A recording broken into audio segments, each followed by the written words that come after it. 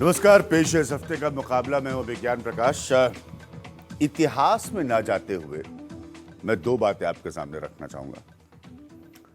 पिछले 3 वर्षों की अगर हम सियासत देखें या 2.5 साल की अगर हम सियासत देखें, 2 नेता बहुत लोकप्रिय हुए और उस लोकप्रियता के आधार पर पॉलिटिकल सक्सेस, सियासी सफलता भी उन्होंने हासिल की। बीजेपी की तरफ से नरेंद्र मोदी, जो कि 282 सीटें लाकर लोकसभा में प्रधानमंत्री बने, और आम आदमी पार्टी की तरफ से अरविंद केजरीवाल, जो 70 में से 67 सीट दिल्ली में जीत कर आए। अब पिछला 1 साल देखें, अगर 2 नेताओं की लोकप्रियता पर सबसे ज्यादा प्रश्न चिन्ह लगा है तो वह यही 2 नेता हैं, नरेंद्र मोदी और अरविंद केजरीवाल। ऐसा क्यों हो रहा है? ऐसा इसलिए हो रहा है कि एक बहुत बड़ा हिस्सा यह मानता है कि शायद उन्होंने जिस तरह की बयानबाजी, भाषणबाजी की थी, जो लोगों को बहुत पसंद आई, तो और उन लोगों ने उन्हें जबरदस्त मैंडेट दिया, उस पर वो खरे नहीं उतर रहे हैं। पॉइंट बिल्कुल साफ है, सरल करके आपको बता रहा हूं। अब नरेंद्र मोदी पर हम बहुत चर्चा करते हैं, आज अरविंद केजरीवाल पर भी हम चर्चा करते हैं, बहुत उस पर फोकस करेंगे। क्यों? क्योंकि हर नेता, कभी आपने अपने जीवन में सुना है या कभी आगे सुनेंगे, ऐसा नहीं सुनेंगे, कोई नेता कभी ये कहता है कि हम अमीरों के लिए हैं। नेता सारे गरीबों के लिए होते हैं। क्लियर है ना? आप लोगों ने आज तक कभी सुना है? दूसरी बात, कभी भी कोई नेता को आपने सुना है कि हम सत्ता में आने के बाद भ्रष्टाचार करेंगे? कोई नहीं करता। सब ये कहते हैं कि हम ये नहीं करेंगे। अब आते हैं अरविंद केजरीवाल के विषय पर। 2 बातें उनसे जुड़ी हैं। एक तरफ वो अपनी पार्टी के लिए पैसा मांग रहे हैं, कह रहे हैं पैसा दीजिए, हमको पार्टी आगे बढ़ानी है। दूसरी तरफ वो पेट्रोल और डीजल पर वैट बढ़ा रहे हैं। अब ये बड़ा पेचीदगी का मामला है। मैं जितना सरल करके कोशिश करूंगा, आप लोगों को समझाता रहूं, ये सब सीधे हमारी आपकी जेब पर प्रभाव डालता है। अपने पैनल को मिलाने से पहले मैं आपको एक बड़ी बात बताना चाहूंगा कि 8 नवंबर 2014 को अरविंद केजरीवाल जी के बयान के हिसाब से उन्होंने कहा था कि भाई हम वैट को कम करेंगे दिल्ली में, लेकिन उन्होंने ऐसा कतई नहीं किया। पेट्रोल और डीजल पर वो बढ़ा दिया, जो कि आपके हमारे मोपेड, गाड़ी चलाने, जो ट्रकें आती जाती हैं हमारे रोजमर्रा के सामानों के लिए, सबको प्रभावित करेगा। इसीलिए मैं कह रहा हूं कि मैं थोड़ा सा कंफ्यूज्ड हूं। मेरी समझ में ही नहीं आ रहा है कि अरविंद केजरीवाल जी करना क्या चाहते हैं। एक तरफ वो 5 रुपए की थाली देंगे, एक तरफ वो पैसा चाहते हैं अपनी पार्टी के लिए, 526 करोड़ विज्ञापन पे खर्च करेंगे और वैट पेट्रोल डीजल पर बढ़ाएंगे। एक सिसोदिया साहब जो कि उप मुख्यमंत्री हैं, उनका ट्वीट भी आया था, तो उन्होंने कुछ उसमें बताया था, जो प्रवीण झा जिसे मैं पूछूंगा, कि रैशनलाइजेशन का कोई फॉर्मूला उन्होंने निकाला है उत्तर भारतीय राज्यों में से बात करके। अब उत्तर भारतीय राज्यों में तनेजा साहब की पार्टी के भी राज्य है, तो मुझे नहीं पता कि कितनी बातचीत उस पर हुई है, लेकिन मेरी समझ में नहीं आ रहा है। मैं आपके पैनल से आपको मिलाऊं। प्रवीण झा आप सब जानते हैं, जवाहरलाल नेहरू विश्वविद्यालय से जुड़े हैं, हमारे साथ बहुत सारे पॉलिटिकल इकोनॉमी के कार्यक्रमों में रहे हैं। अभय दुबे, उनको भी आप अच्छी तरह से जानते हैं, पॉलिटिकल एनालिस्ट हैं, इस पार्टी की बारीकियों को, उतार चढ़ाव को वो देखते आए हैं। किरण वालिया जी हैं, जो कि एक सीनियर मिनिस्टर रही हैं दिल्ली की सरकार में, फिलहाल कांग्रेस का कोई एमएलए नहीं है, वो अलग मसला है। नरेंद्र तनेजा अब भारतीय जनता पार्टी से जुड़े हैं, ये भी आर्थिक मसलों को बारीकी से समझते हैं। और राघव चड्ढा साहब हैं, जो कि स्पोक्स पर्सन हैं आम आदमी पार्टी के। मुझे बताया गया है कि आप भी आर्थिक मसलों का जवाब देंगे। मैं शुरू इस बात से करना चाहता हूं कि अगर 4 पॉइंट में हम केजरीवाल जी के आज की सियासत को समेटें, तो अभय दुबे, केजरीवाल साहब करना क्या चाहते हैं? वो दूसरी पार्टियों से अलग हटकर गवर्नेंस का एक मॉडल पेश करना चाहते हैं। उसमें कुछ मसलों में वो कामयाब हैं ऐसा करने में। जैसे कि उन्होंने बजट बनाया, ऐसा बजट कोई दूसरी राज्य सरकार इस देश में अब नहीं बनाती। किसी पुराने जमाने में ऐसे बजट बनते होंगे जिसमें शिक्षा का खर्चा 2 गुना कर दिया जाता है, स्वास्थ्य के ऊपर खर्चा 1.5 गुना कर दिया जाता है। वो अलग तरह का आर्थिक चिंतन। मोदी सरकार का जो बजट है उसमें सोशल सेक्टर की स्पेंडिंग कम की गई है, इसमें बढ़ाई नहीं गई है। हम लोगों ने इस तो पे, मैंने और प्रवीण झा ने बहुत एक अलग चर्चा तरह की। का, इसकी आलोचना की जा सकती है, असहमत हुआ जा सकता है, लेकिन वो भिन्न है, इससे इनकार नहीं किया जा सकता। ठीक है। इसी तरीके से उन्होंने भ्रष्टाचार पर भी बहुत सारे कदम उठाए हैं, सब्सिडी दी है लोगों को, तो बहुत सारे कामों में तुम्हें दूसरों से अलग हटे हुए दिखाई पड़ते हैं। लेकिन ऐसे कामों की कैटेगरी भी है जिसमें वो चाहते तो अलग हट के दिख सकते थे, लेकिन वो नहीं ठीक है, दिख पाए। जैसे कि मान लीजिए उत्तर भारतीय राज्यों के वित्त मंत्रियों का और उनके वित्त सचिवों का एक सम्मेलन हुआ, जैसा कि हमें बताया गया है। राघव ने भी अभी एक कार्यक्रम में बताया था, और शायद मनीष ने उसी का जिक्र किया होगा अपने ट्वीट में। और उसके अंदर हुआ कि भाई वैट का कोई रैशनलाइजेशन करना है, ताकि जो आर्थिक अपराध होते हैं पेट्रोल और डीजल से जुड़े हुए वो रुक जाएं। तो मैं समझता हूं कि आम आदमी पार्टी जो मैंडेट लेके, जो प्रभामंडल लेके सामने आई थी, वहां तो उसको ये प्रस्ताव रखना चाहिए था कि भाई आप वैट को घटाइए। नहीं, वो तो उनका कमिटमेंट हाँ, है। हाँ, आप वैट को अरविंद घटाइए, केजरीवाल लेकिन का वो वैट को बढ़ाने के वैट को कमिटमेंट कम पे, करना, बढ़ाना नहीं। वो वैट को बढ़ाने के कमिटमेंट पर राजी क्यों हो गए? तो एक इस तरह के कामों की कैटेगरी साथ में ये है ज्ञान जहां पे जोड़ वो रहे हैं कर आप कि सकते हैं। उत्तर भारतीय राज्यों से हमने चर्चा करके, तो मुझे नहीं पता, क्योंकि मैं इस बात को लेकर बड़ा विचलित हूं कि कहीं उत्तर भारतीय बीजेपी वाले राज्यों में, जैसे दिल्ली में बढ़े केजरीवाल के हैं, फॉर्मूले दिल्ली पर में नहीं बढ़ा है, इत्तेफाक रख रहे हैं। तो हिमाचल प्रदेश में भी बढ़ाया है, हरियाणा में भी बढ़ाया है, पंजाब में भी बढ़ाया है। तो ये सब हुआ है। सवाल ये नहीं है कि उन्होंने बढ़ाया है इसलिए हमारा बढ़ाना जायज है। मेरा मानना यह है कि ये सफाई आनी चाहिए, ये बताया जाना चाहिए कि आखिरकार जो वैल्यू एडेड टैक्स बढ़ाया गया है वो क्यों बढ़ाया गया है, क्या घटाने के बारे में कोई बहस की गई उस मीटिंग में? इस मीटिंग का जिक्र किया जाता है, बहुत अच्छे और वो पॉइंट है, मैं प्रस्ताव आम आदमी पूरा पार्टी समझ की तरफ दूंगा से आपको। आया कि नहीं आया? नहीं, जहां तक पेट्रोल और डीजल की बात है, जो वैट बढ़ाने की बात है, मुख्यतया उसी पे वजन बढ़ा है जहां तक इनका बजट है, मनीष जी का। बाकी अगर आप और चीज़ों को मिला के देखें तो कहीं थोड़ा इजाफा है, कहीं तो थोड़ा घटाया गया है। तो बाकी चीज़ों को देखते हुए वैट पे कोई बहुत कहेंगे जो कि पॉइंट अभय दुबे ने उठाया, हाँ, ये बड़ा लेकिन सटीक पॉइंट है कि क्या आपने सच में उस मीटिंग में ये चर्चा की थी कि वैट बढ़ाइए या घटाइए? हाँ, नहीं, एक तो चर्चा की नहीं है, तो खैर यही लोग बता सकते हैं। लेकिन ये कहना कि इस पे कोई नॉर्थ इंडियन स्टेट्स के बीच कोई एक रैशनल मॉडल, तो जहां तक जो थोड़ा बहुत अर्थशास्त्र मैं समझता हूँ, तो मुझे वो संभव नहीं है। उसको इतना मैं कह सकता हूँ तनेजा साहब के पास आने से पहले कि इनके मुख्यमंत्री जो है उस तरह की किसी फॉर्मूला पर इत्तेफाक नहीं रखेंगे अगर इनके वित्तीय सलाहकार ये जानते हैं कि अंतर्राष्ट्रीय बहस क्या हो रही है। बिल्कुल, वो जानते हैं ये लोग। जहां तक एक इकोनॉमिक लॉजिक है, वो मुझे अनर्गल लगता है। ठीक है, डीजल और पेट्रोल को लेके, हाँ, और इकोनॉमिक लॉजिक अनर्गल लगता है। लेकिन इसके साथ दूसरी समस्या क्या हो रही है, तो ये तकरीबन सभी राज्यों की एक समस्या है।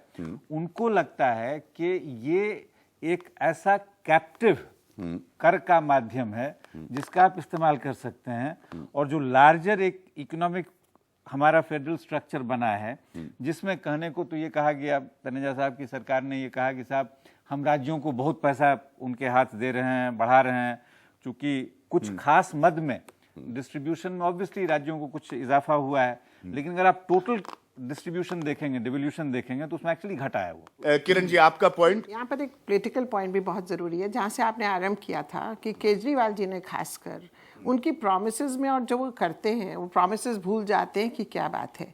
यहाँ तक भी मुझे एक कास्टिस्ट रिमार्क याद है जिस पर बहुत चर्चा हुआ था अखबारों में कि मैं बनिया हूँ और मैं इसलिए दुकानदारों के साथ इस कार्यक्रम में समझा नहीं, तो जो इस तरह की ट्रेडर्स हैं, उन लोगों को जो वैट बढ़ाने की बात उन्होंने की है, उस समय उन्होंने नहीं की थी। तो मैं ये कह रही हूँ कि जो आपने आरंभ में ही कहा था कि ये पहले कह रहे थे मैं वैट घटाऊंगा और कलेक्शन का मेथड भी रैशनलाइज करूंगा। बहुत अत्याचार होता है जिस तरह से वैट कलेक्शन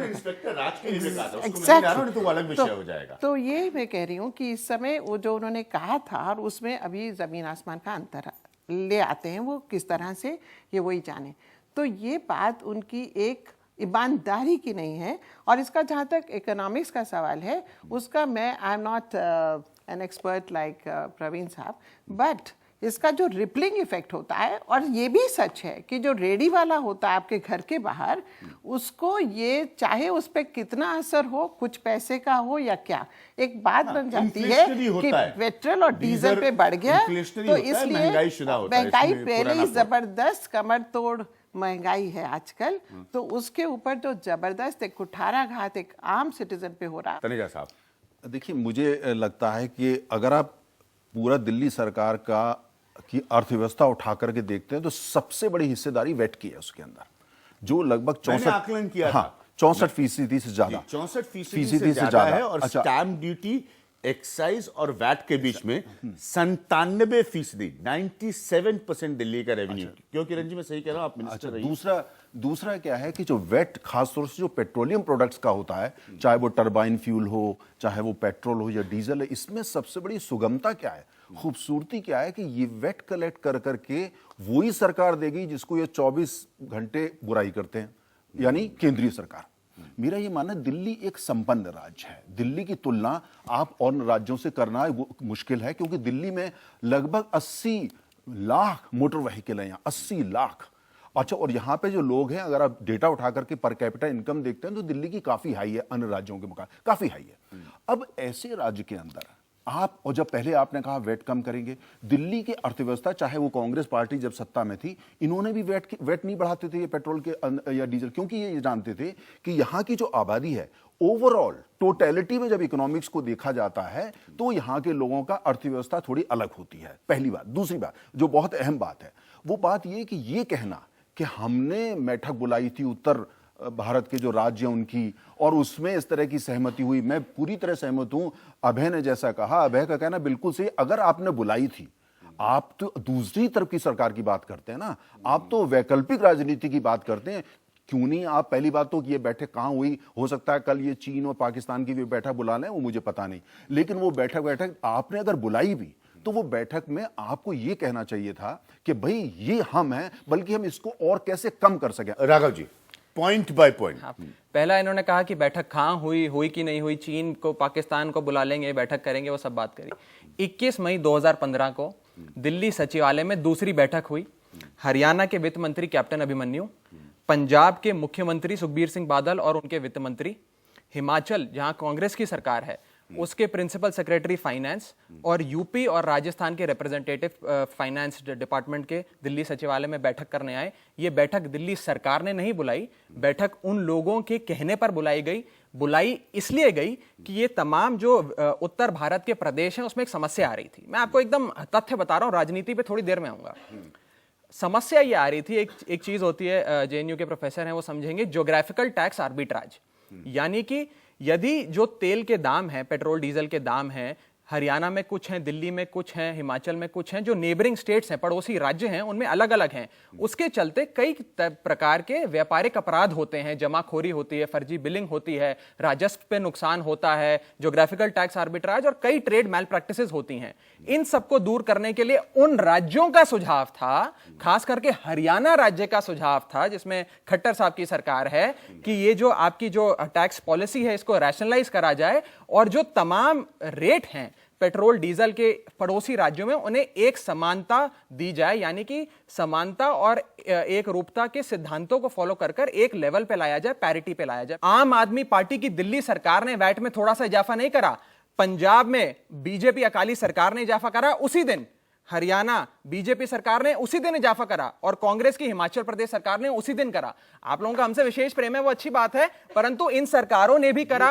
उन लोगों का भी नहीं। मतलब एक विशेष हमसे पूछा जाता है कि आपने क्यों बढ़ाया। नहीं, वो संबित पात्रा जी एक बार मेरे कार्यक्रम में थे तो उन्होंने भी ऐसे ही कहा था मुझे कि आप लोगों का हमसे विशेष प्रेम है। मतलब आप, मैं बड़ा खुश हूं कि हमसे सवाल पूछा जा रहा है। मैं आपसे प्रेम के आधार पर कह रहा हूं कि ये लाइन आप बचा कर रखें। अब दूसरा मेरा किसी से विशेष प्रेम नहीं है, विशेष प्रेम ना नहीं, कभी रहा है। कार्यक्रमों के रिकॉर्ड्स आपके पास भेज दूंगा। आप पहली बार मेरे कार्यक्रम में आए हैं, सारी पार्टियां कहती हैं मुझे विशेष प्रेम है। ये वाली लाइन बचा के रखिए। आपने कहा कि 30 जून को एक बजट सत्र में कुछ वैट में रिवीजन करा गया, वो भी मैं बता देता हूं वो क्या करा गया। वैट, दिल्ली वैट एक्ट के अंदर कई प्रकार के शेड्यूल होते हैं, schedule 1, schedule 2, schedule 3, schedule 4। Schedule 4 के अंदर पेट्रोल डीजल भी होता है और तंबाकू, गुटखा, बीड़ी, अन्य प्रकार की कमोडिटीज हैं, लगभग 12 कमोडिटीज हैं। उनका जो वैट लगता था उनके ऊपर, उसकी अपर लिमिट थी 20%। आप 20% से ऊपर जा ही नहीं सकते थे क्योंकि वैट के अंदर प्रोविजन नहीं था। केवल दिल्ली वैट डिपार्टमेंट को लेगरूम देने के लिए उसको बढ़ाकर 20 से 30 करा गया, किसी वस्तु पे वैट नहीं बढ़ाया गया। दूसरी चीज, हमारा जो बजट आया, जो जिसकी अभी चर्चा हो रही थी, प्रोफेसर साहब बता रहे थे, हमने किसी भी वस्तु पे कुछ भी वैट नहीं बढ़ाया। और हमने जब चुनाव लड़ा था, मैं आपको अपना मैनिफेस्टो का प्रॉमिस बता देता हूं, वैट के लिए 3 प्रॉमिस करे गए थे। पहली चीज, वैट का सरलीकरण करा जाएगा, जिसका काम सरकार के पहले महीने से शुरू हो गया, फॉर्म्स की रिवीजन शुरू हो गई। दूसरी चीज कही गई थी कि वैट का रेड राज, इंस्पेक्टर राज बंद किया जाएगा। आज आप दिल्ली के किसी व्यापारी के पास चले जाइए, किसी बाजार में चले जाइए, वैट रेड राज बंद हो चुका है। और तीसरी और आखिरी चीज ये कही गई थी कि 5 साल में दिल्ली प्रदेश का जो वैट का रिजीम होगा वो पूरे भारत के कंपैरिजन में लोएस्ट होगा, और आज भी हम उस पे बने हुए हैं। वैट का जो रिजीम है वो लोएस्ट होगा। और एक आखिरी चीज में और जोड़ दूं, और एक आखिरी चीज में जोड़ दूं, 20 से 30% का हाइक करेंगे, आइटम्स इंक्लूडेड, उसमें मैं सुनाऊं और समझाऊं आपको। एक मिनट नहीं, आप लॉन्ग टर्म प्रॉमिस की तस्वीर मुझे सुना रहे हैं। हकीकत इस वक्त ये है, आप पंजाब और हरियाणा को भूल जाइए, वो बीजेपी एक्सप्लेन करेगी पंजाब और हरियाणा को। आपकी स्थिति है कि आपने वैट बढ़ाया है, राइट? प्रवीण जी, आप अपना पॉइंट रखें, फिर मैं एक ब्रेक लूंगा। शिवानी जी बता रही कि बहुत समय हो गया वो इस जो चर्चा पे। इकोनॉमिक रैशनलाइजेशन की बात जो राघव है, उसमें हम ये भी तो सोच सकते थे कि इसको कम कर दिया जाए 10%, 15%, 20%। क्या सोल्यूशन ये था कि आप वैट बढ़ाइए अब मैं आपको बता देता हूं। बीजेपी गवर्नमेंट की तरफ से हरियाणा की? देखिए, नहीं, ये तो मैंने कहा ही नहीं। मैंने तो ये कहा कि ज्योग्राफिकल टैक्स आर्बिट्राज की समस्या, ये तो मैंने कहा ही नहीं। ये मेरे को मिसकोट कर रहे हैं। तो हम अलग भाषा में ये मुझे मिसकोट कर रहे हैं। एक मिनट, इससे पहले कि नौजवान जो है इसमें खो जाए ज्योग्राफिकल टैक्स आर्बिट्राज में, अब आपको मैं सरल करके समझा देता हूं। क्या होता है, एक राज्य में गाड़ी X कीमत की मिल रही है, दूसरे राज्य में गाड़ी Y कीमत की मिल रही है। Y वाली सस्ती है तो आप वहां से ले आते हैं, है कि नहीं? सही कह रहा हूं मैं? बिल्कुल। ऐसे ही इस स्थिति में होता है। प्रवीण जी बहुत अच्छी तरह से समझते हैं कि भाई फला प्रोडक्ट जो है पेट्रोल या डीजल से जुड़ा, या वही वो स्वतः सस्ता है तो उसकी वहां जमाखोरी हो जाती है, या दूसरे राज्यों से ले आते हैं। लेकिन अगर सबका एक साथ बढ़ेगा अभय दुबे जी, तो मेरी समझ में नहीं आ रहा है कि ये मैनेज कैसे होने वाला, जबकि ये सीधे तौर पर एक अंतर्राष्ट्रीय स्थिति से जुड़ा है। ये हरियाणा और दिल्ली राज्य का मसला नहीं है, पेट्रोल और डीजल का हाइक। पहली चीज, जो तमाम राज्य सरकारों के प्रतिनिधि मिले, उसमें यह चर्चा नहीं हुई कि सारे वैट रिजीम का एक रूपीकरण कर दिया जाए, केवल उन चीजों का जिसके ट्रेड इलास्टिक है, बदल जाता है। हाँ, मैं ये किरण जी है सबको कि आम आदमी पार्टी सबसे भिन्न अपने आप को प्रस्तुत कर रही थी। और आज आम आदमी पार्टी इस तरह से औरों के पीछे लगकर कुछ अपना बिल्कुल रवैया बदल रही है, ये जनता को समझ में नहीं भिन्न चल रहा है, इसका ये नहीं, मतलब थोड़ी नहीं, कि नहीं, वैट माफ अबॉलिश करना, कर देंगे। आप सबसे भिन्न भिन्न चलने का थे। क्या मतलब है? आप सबसे कि वैट भिन्न अबॉलिश, थे। इनकम टैक्स आप abolish, no, service tax certainly abolish. not। आप सबसे वैट आप अबॉलिश मत करिए, लेकिन आप कम नहीं कर रहे हैं। आप कम नहीं कर कर रहे रहे हैं। मैं आपको ना, पूरी ना, जिम्मेदारी से आप बात कम नहीं बता कर रहा रहे। मैं ले रहा हूं आप एक ब्रेक, नहीं। एक मिनट मैं ले रहा हूं एक ब्रेक यहां पर। देखिए, अब यही बड़ी, इसीलिए मैंने कहा कि देखिए कितना उलझा दिया गया। अब आप पहले तो ये समझते रहिए कि आर्बिट्राज टैक्स क्या है, ठीक है? सरकारें जुमले इस्तेमाल करती हैं। सच्चाई इस बात की है कि केजरीवाल साहब की सरकार ने वैट बढ़ा दिया, पहली बात। दूसरी सच्चाई इस बात की है कि बढ़ाने का फैसला अपने साथ साथ बाकी पे लाद दिया, जो तनेजा जी ने डिनाई करते। एक मिनट हो गया, ठीक है। आप चुनी हुई विशेषता की तरफ ना आए कतई भाई। तो उन्होंने कहा कि सर सभी कह रहे थे, तो राय, जैसे एक बार आपको जाते थे जल्दी से याद दिला दो, केजरीवाल साहब ने SMS पर राय ले ली थी कि मैं किरण जी की कांग्रेस पार्टी के साथ सरकार बनाऊं ना बनाऊं। फिर उनके हिसाब से सबने राय दे दी बना दीजिए, फिर उन्होंने बना ली, फिर वो गिर गई। खैर वो अलग बात है, वो वापस बड़ा चुनाव जीत गया। अब देखते हैं मैं नौजवान जो है वो सारे लोगों की बात सुनकर समझकर कितना कन्विंस्ड है इस बात से कि केजरीवाल जी की सरकार को वैट बढ़ाना चाहिए था या नहीं, क्योंकि 526 करोड़ वो स्वतः गुणगान पर खर्च कर रहे हैं। स्वतः गुणगान, बाकी नहीं उनकी पार्टी में कोई और, स्वतः मैं केजरीवाल वो स्वतः गुणगान पर खर्च कर रहे हैं। हम इस पॉइंट पर आएंगे और लेंगे नौजवानों का सवाल एक छोटे से ब्रेक के बाद।